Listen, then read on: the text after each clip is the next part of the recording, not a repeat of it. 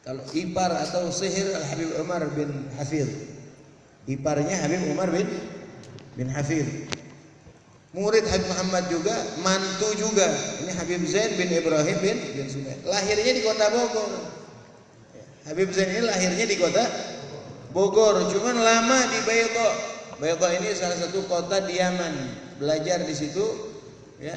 Di Baydha ini yang muassisnya atau yang mendirikan pesantren di Baydha Al-Habib Muhammad bin Abdullah Al-Haddad, murid daripada Al-Habib Abdullah bin Umar Asy-Syatiri.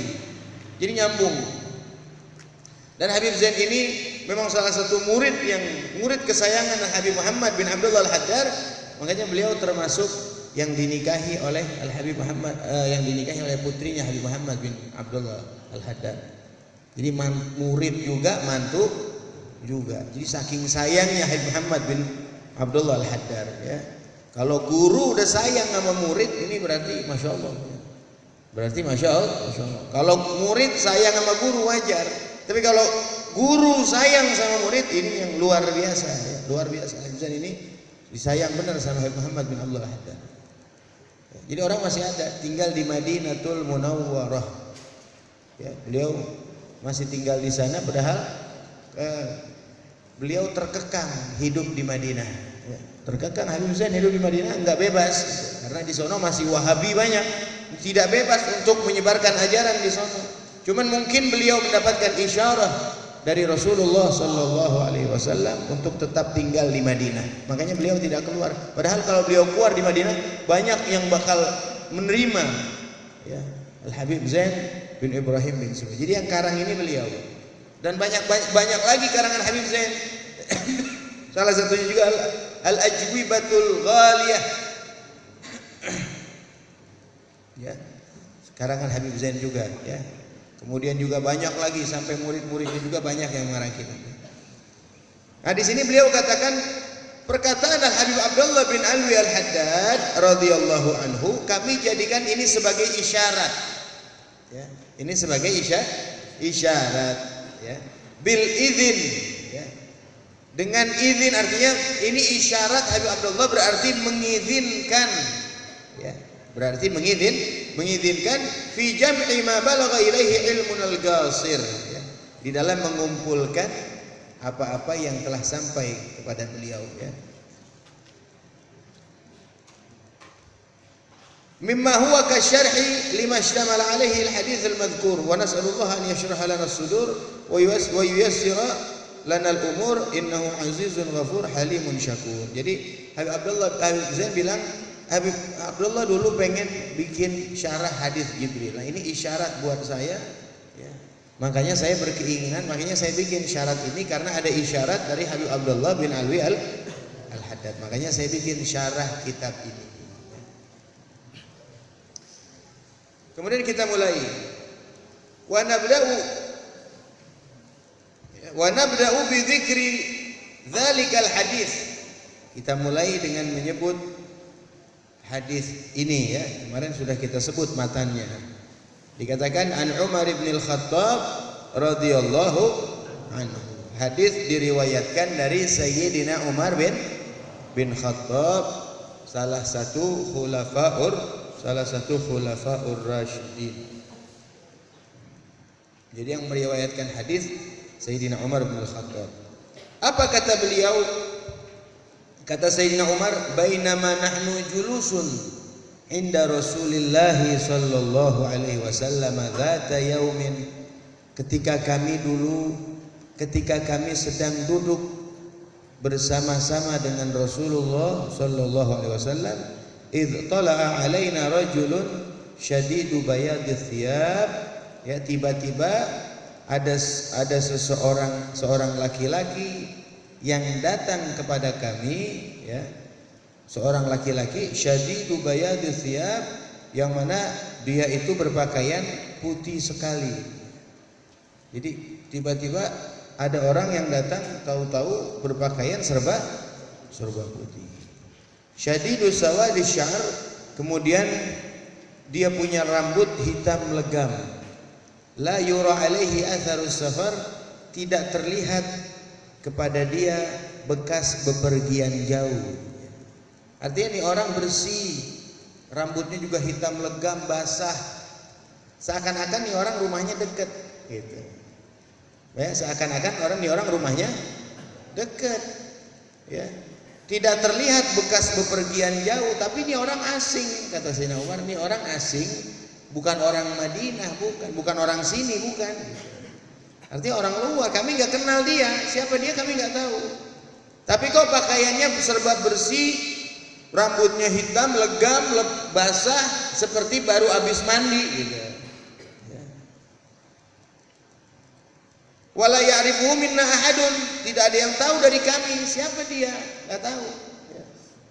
Nah, di sini yang dimaksud rajulun yang datang ini maksudnya malaikat Jibril. Hatta jalasa ila Nabi sallallahu alaihi wasallam, sehingga dia maju ke depan, duduk di sisi Nabi kita Muhammad sallallahu alaihi wasallam. Sebagaimana saya katakan yang di bulan lalu, malaikat Jibril ini kalau datang kepada Rasulullah itu sangat akhlak benar. Malaikat Jibril itu kalau datang kepada Nabi duduknya tersimpu itu, duduk begini, tawarruk, atau duduknya duduk iftirash, ya. Dan di dalam riwayat lain bahwasannya hadis ini, ya, sebelum malaikat Jibril duduk dan menempelkan dengkulnya dengan dengkul Nabi kita Muhammad SAW, sebelumnya jauh dulu. Dalam riwayat lain disebutkan sebelumnya jauh dulu duduknya. Kemudian Rasulullah bilang, udnu ya Jibril, mendekat ya Jibril. Jadi malaikat Jibril ini min haibatihi sallallahu alaihi wasallam, dari saking wibawanya, haibahnya Nabi kita Muhammad sallallahu alaihi wasallam, sampai malaikat Jibril pun, ya, apa namanya, takut, ya, bukan takut, artinya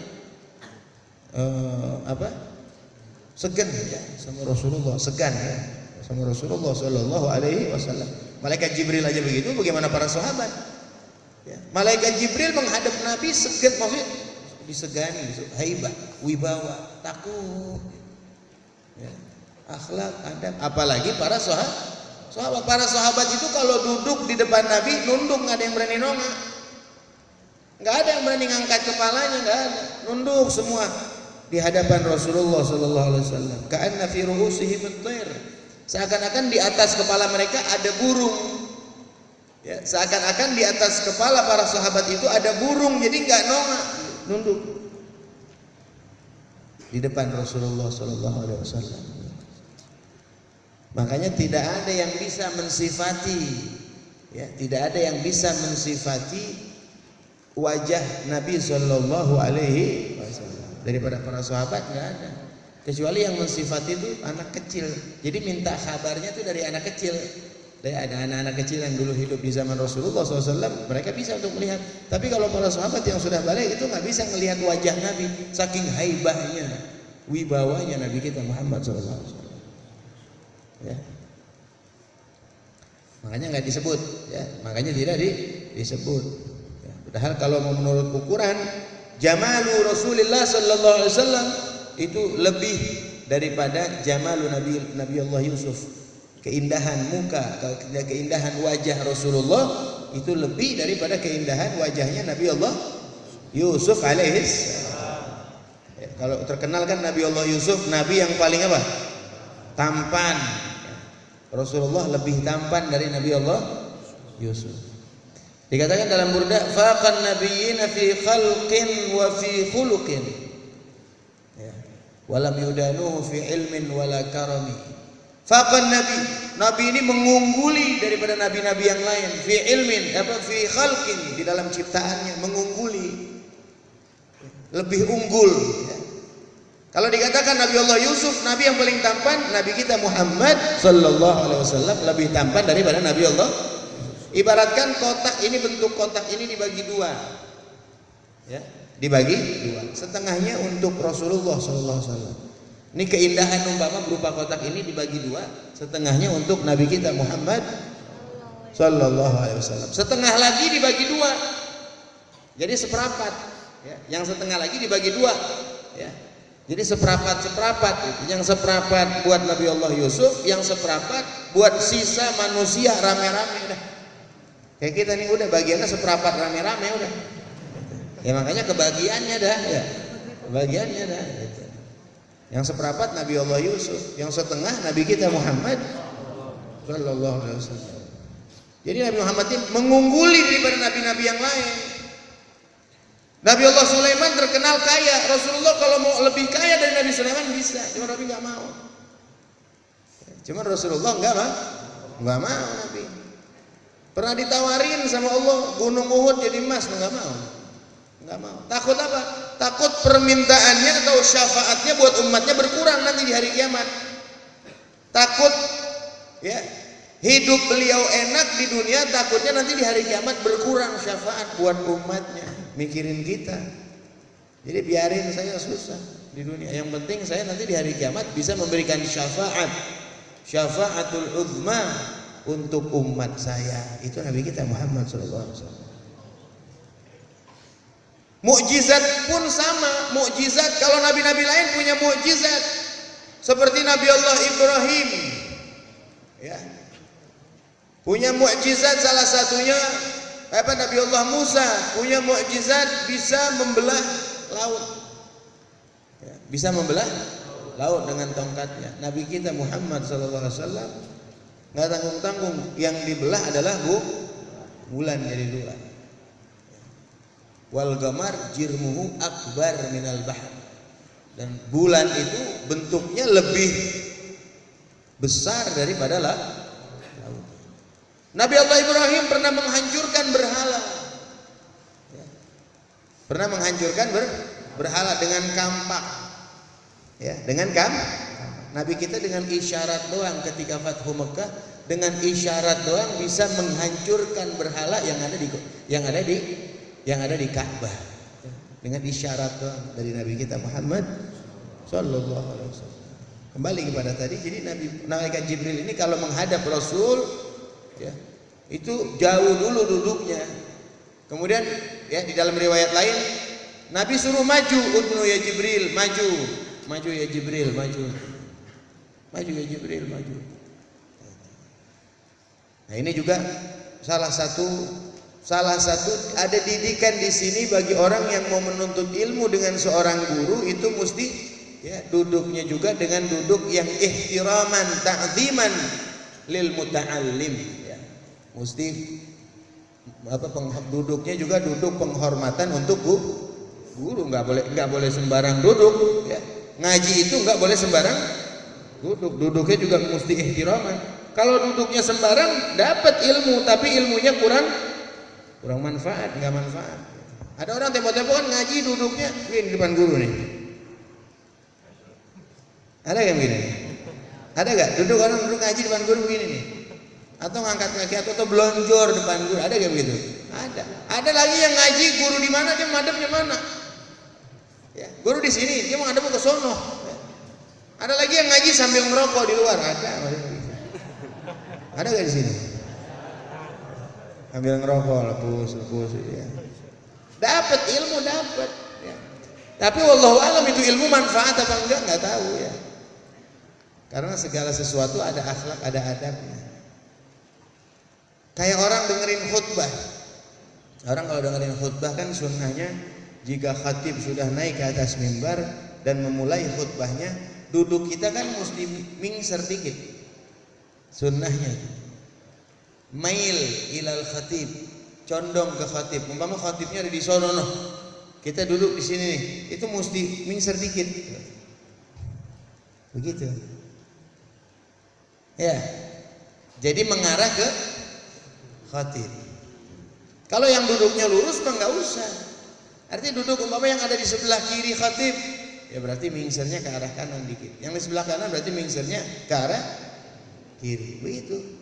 Sama ngaji juga begitu. Kiblatnya ngaji ya guru. Siapapun gurunya. Ya, siapapun yang namanya pengajian, siapapun gurunya, kalau kita mau mendapatkan ilmu yang bermanfaat, Nabi bilang ta'allamu wa tawaddu'u liman tata'allamuna minhu. Belajarlah kalian dan rendah dirilah kalian kepada orang yang kalian ngaji kepadanya. Jadi kepada siapapun. Ya. Kepada siapapun guru kita, siapapun gurunya harus seperti itu kepada guru ya. ulama. Ya, mesti kita ihtiraman, ta'ziman lil ulama, ini warathatul anbiya, kepada ustaz ya. Ya, kepada muallim ya. Kadang-kadang zaman sekarang moral nggak ada. Sama ustaz tempo-tempo takzimannya kurang. Kalau manggil tuh kadang-kadang suka sembrono sembarangan. Tat, mau mana Tat? Tat. Apa coba? Beb, mana Beb? Ustaz, Ustaz. Ya. Nah, ini kan akhlak. Akhlak satunya itu. Kudu diterapin tuh dimulai dari diri kita. Ya, gitu. Nah, jadi orang ini tidak ada yang kenal dari kami siapa dia. Hatta jalasa ila Nabi, sampai dia duduk di hadapan Nabi sallallahu alaihi wasallam. Fa asnada rukbatayhi ila rukbatayhi, kemudian dia sandarkan kedua lututnya kepada kedua lutut Nabi kita Muhammad sallallahu alaihi wasallam. Wa wada'a kaffaihi ala fakhidhihi, dan meletakkan kedua telapak tangannya di atas kedua paha Rasulullah sallallahu alaihi wasallam. Wa qala ya Muhammad. Nah, di sini mulai hadis. Wa qala ya Muhammad, berkata dia ya Muhammad, itu malaikat Jibril, ya malaikat Jibril berkata ya Muhammad. Nah, dari sini ya dikabarkan akhbirni anil Islam, berilah saya kabar tentang Islam. Faqala Rasulullah sallallahu alaihi wasallam, nanti dimulai baru hadisnya tentang rukun Islam, tentang rukun iman, tentang rukun ihsan, tentang alamat yaumil qiyamah. Nanti diterangkan satu-satu. Nah, di sini kata Habib Zain bin Ibrahim bin Sumait, "I'lam anna hadzal hadits kama ishtamala ala arkanid din ats-tsalatsah." Bahwasanya ini hadis mencakup rukunnya agama. Rukun agama ada berapa? Ada tiga. Islam, iman dan ihsan. Faqad tadammana aidan anwa'ul ulum ats-tsalatsah, dan telah mencakup juga di dalamnya tiga macam ilmu. Jadi di satu kitab ada tiga ilmu. Ya, satu kitab ini ada tiga ilmu. Apa? Fal awal ilmul fiqih. Pertama ilmu fikih. Di rukun Islam itu ilmu fikih. Rukun Islam ada 5. Yang pertama 2 kalimat syahadat. Yang kedua sholat, itu kan fikih. Yang ketiga zakat. Yang keempat puasa Ramadan. Yang kelima haji jika itu semuanya ilmu fikih. Dan nanti akan diterangkan di sini tentang sholat, syaratnya apa, rukunnya apa, diterangin nanti di sini sedikit-sedikit nanti setiap bulan ya.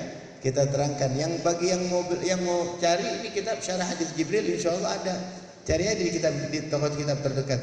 Kalau enggak di Al Khairat mungkin ada juga ya, dijualin ya, banyak. Ya.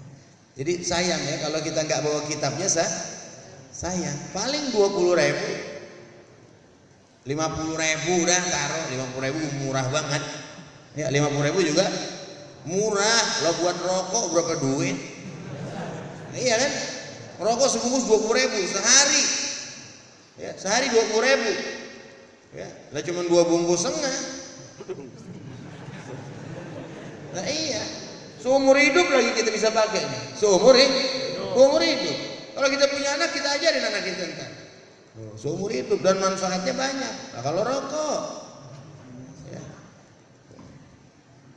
nggak ada manfaatnya ya, nggak ada manfaatnya kalau rokok mah. Kalau habis ngopi tuh.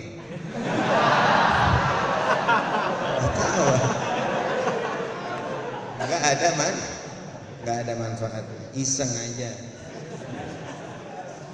Habib ngerokok Habib gitu ya. Jangan ikutin saya. Ya, jangan ikutin saya. Ngerokok ngapa? Nanti ngapain ngerokok? Ikutin Habib, jangan. Nah, saya yang dosa. Nah, saya juga ntar kapan-kapan berhenti. Asal kagak ada yang ngasih berhenti saya.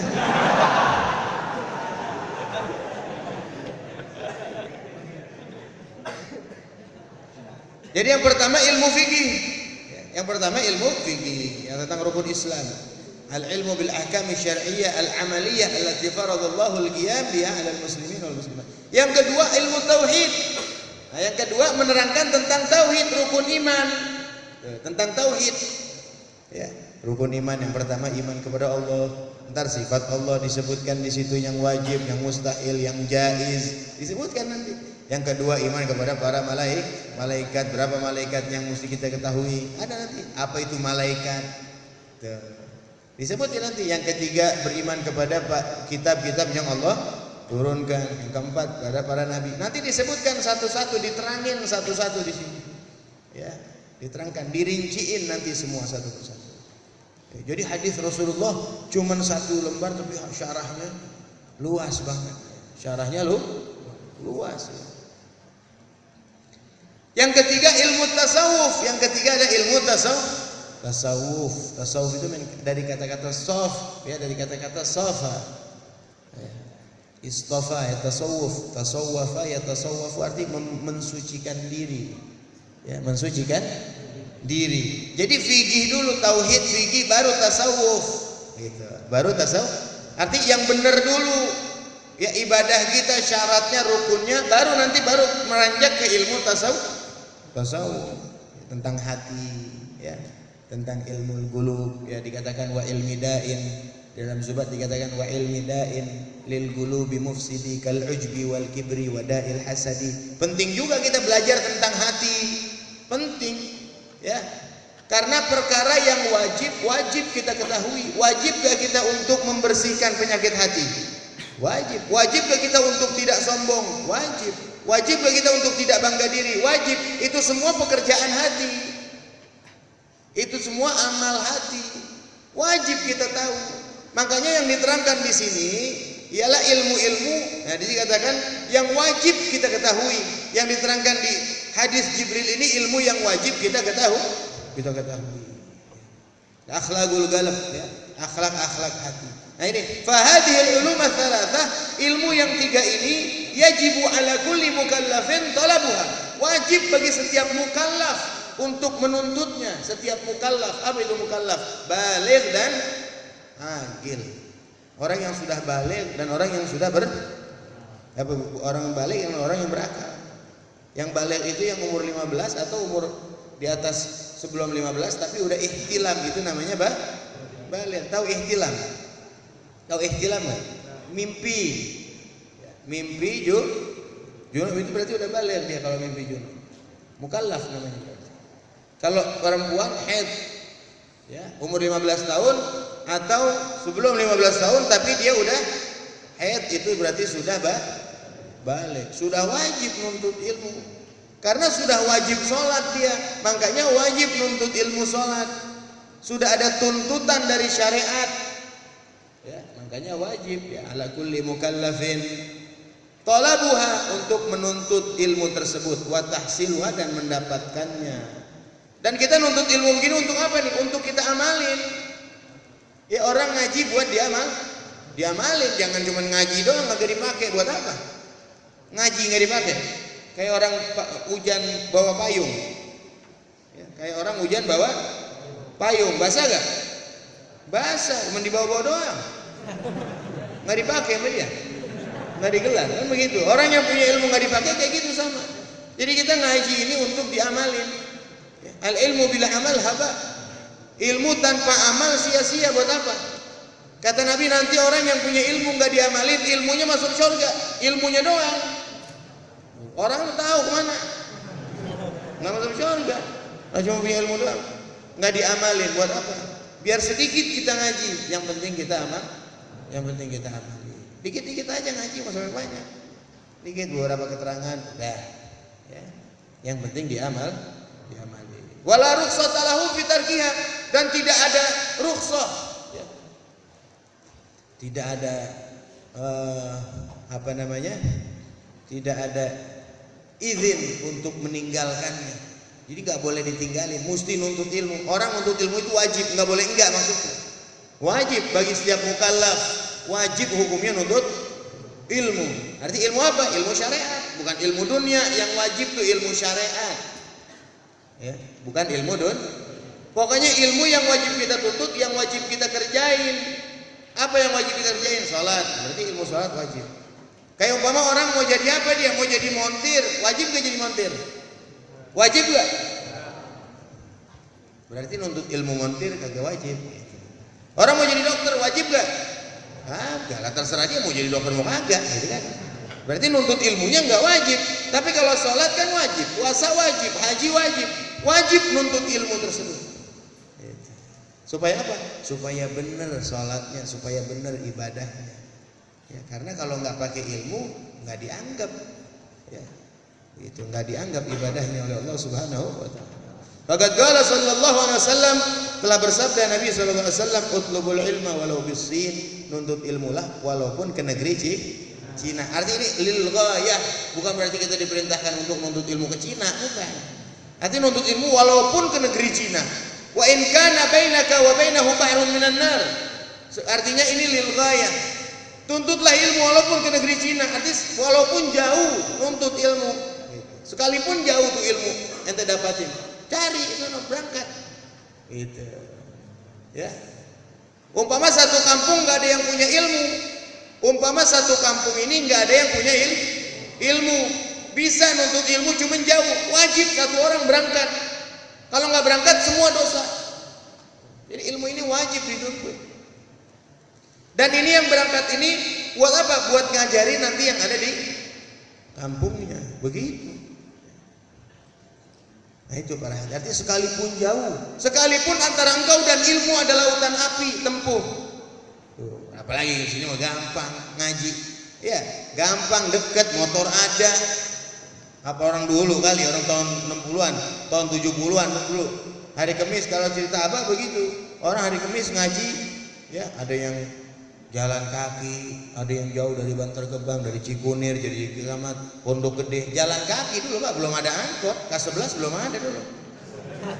Lah iya, nggak ada, motor dulu langka masih, apalagi Gojek mah, nggak ada Android. Dulu mana jalanan belum, iya, susah, lampu nggak ada, tapi yang ngaji banyak, ditempuh sama dia walaupun sulit. Sekarang kan udah gampang aja. Motor ada, ya. Motor ada, lahan juga banyak, pengajian ustadz juga, guru-guru banyak di sini. Ya kalau kita mau ngaji, kita minta sama guru-guru, Ustadz tolong ajarin saya, banyak ustadz. Kalau dulu kali langka. Ya, ustadz, guru masih langka. Kalau sekarang udah banyak, alhamdulillah. Enggak kayak jauh-jauh kita ngaji. Tuh. Ya, males tempo-tempo yang ngaji. Itu kan. Sekarang apalagi guru kalau dulu kan kalau mesti kan gayung maranin tempayan, sekarang tempayan maranin gayung. Gayungnya orang, tempayan maranin gayung. Artinya ngaji udah gampang. Mestinya kan murid maranin guru ya. Sekarang guru maranin muridnya kagak. Ya, balik. Nggak apa-apa yang namanya guru juga nggak ada malas. Yang namanya guru mah, masya Allah ya, masya Allah. Kemana aja dia pergi, dia jalan. Wa hadha awalu syurufi tilkal ulum bi awdahil ibarat. Inilah permulaan daripada ilmu-ilmu tadi dengan ibarat-ibarat yang jelas. Lias hula arti dengan keterangan-keterangan yang jelas, nanti diterangin dengan yang gampang. Yang jelas nanti diterangin sama Habib Zain bin Sumait pengarang kitab ini. Lias hula darsuha 'alal mubtadi'in, supaya gampang dipelajari bagi pemula. Mudah-mudahan insyaallah jadi gampang. Minal banin wal banat, daripada laki dan santri laki dan santri perempuan. Wa nas'alullaha, dan kita minta kepada Allah Subhanahu wa taala taufiqan lisadat, agar diberikan kebenaran selalu di dalam menuntut ilmu ini, wa hidayatan lisabilir rasyad, dan petunjuk kepada jalan yang benar. Wa huwa hasbi wa ni'mal wakil, ni'mal maula wa ni'man nasir, la ilaha illa huwa ilaihil masir. Wa sallallahu ala sayyidina Muhammadin wa ala alihi wa sahbihi wasallam, walhamdulillahi rabbil alamin. Ila hadratin nabi, al-fatihah. A'udzu billahi minasyaitonir rajim. Bismillahirrahmanirrahim. Alhamdulillahi rabbil alamin, arrahmanir rahim, maliki yaumiddin. Iyyaka na'budu wa iyyaka nasta'in. Siratal ladzina an'amta 'alaihim ghairil maghdubi 'alaihim. Insyaallah di pertemuan yang berikutnya baru kita jelaskan tentang arkanul Islam. Wallahu a'lam. Mudah-mudahan ada manfaatnya dan bisa kita mengamalkannya bersama-sama. Hadanallahu wa iyyakum ajma'in. Assalamualaikum warahmatullahi wabarakatuh.